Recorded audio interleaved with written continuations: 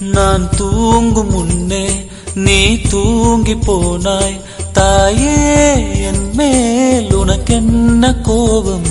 கண்ணான கண்ணே, என் தெய்வ பெண்ணே, கண்ணில் தூசி நீ ஊத வேண்டும். ஐயோ ஏன் இந்த சாபம் எல்லாம் என்றோ நான் செய்த பாவம்.